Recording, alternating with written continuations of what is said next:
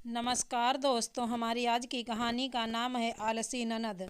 उन दिनों सरिता के घर की जो काम वाली थी वो छुट्टी लेकर अपने गांव गई हुई थी। सरिता और उसके पति दोनों जॉब करते थे। एक ननद थी जो कॉलेज जाती थी और सासू माँ की तबीयत भी ठीक नहीं रहती थी।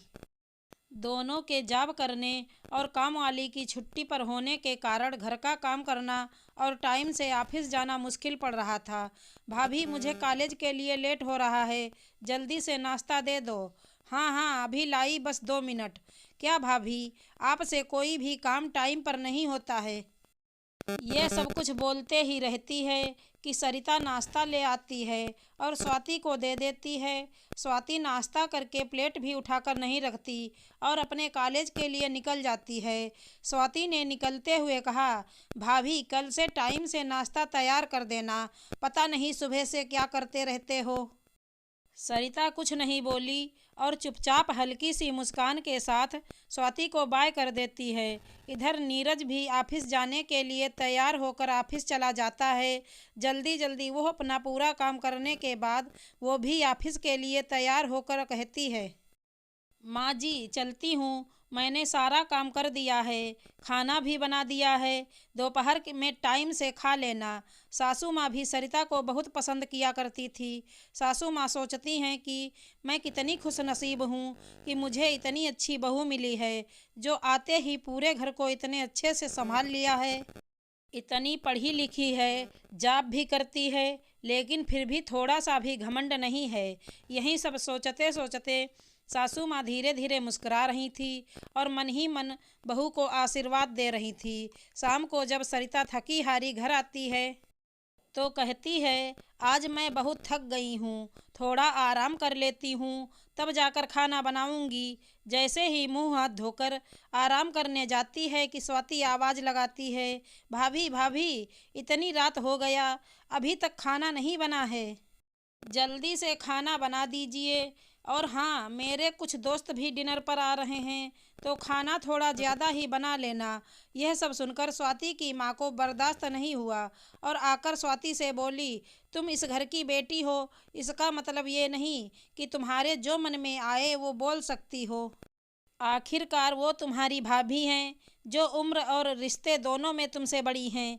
क्या माँ, आप भी मुझे ही डांट रही हो?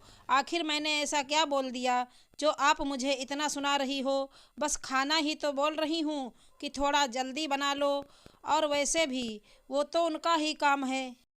स्वाति की माँ बोली, इतनी ही जल्दी है तो तुम भी तो खाना बना सकती हो, लेकिन नहीं, तुम तो एक गिलास पानी भी लेकर नहीं पीती। आखिर बहू भी तो इंसान ही है, दिन भर से काम करके वह भी थक जाती है। वैसे भी तुम तो जल्दी ही कॉलेज से आ जाती हो। क्या तुमने आज तक भाभी को एक गिलास पानी के लिए भी पूछा है? वो भी तो तुम्हारी तरह किसी की बेटी, बहन और ननद हैं। और हाँ, ये मत भूलो कि तुम भी एक बेटी हो। जैसे तुम अपनी भाभी के साथ करती हो, भगवान न करे कि तुम्हारे ससुराल वाले भी ऐसा ही करेंगे तो तुमको कैसा लगेगा?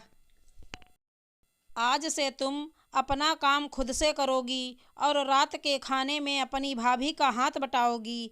काम करने के नाम पर स्वाति को बहुत ही गुस्सा आया, पर माँ के द्वारा इतना सब समझाने पर स्वाति को अपनी गलती का एहसास होता है और वो अपनी भाभी से माफ़ी मांगती है। सरिता काम करते करते अपनी सासू माँ की सारी बातें सुनती रहती है और आकर गले से लगकर भावुक हो जाती है और कहती है, आपके जैसी सास पाकर मैं तो धन्य हो गई। काश कि मेरी जैसी सास सबको मिले तो कोई भी बहू अपने ससुराल में दुखी नहीं रहेगी। हाँ बहू, मैंने तुम में और अपने बच्चों में कभी भी फर्क नहीं किया। मेरे लिए तो जैसे स्वाति है वैसे ही तुम। वो तो मेरे घुटनों में दर्द है जिसके कारण मैं तुम्हारी मदद नहीं कर पाती। अरे माँ जी, मेरे रहते आपको काम करने की क्या ज़रूरत? आप निश्चिंत रहिए, मैं सब संभाल लूँगी। ऐसा कहकर दोनों ईश्वर से प्रार्थना करते हैं कि हमारे इस रिश्ते को किसी की नज़र ना लगे। आशा करती हूँ हमारी कहानी अच्छी लगी होगी। धन्यवाद दोस्तों।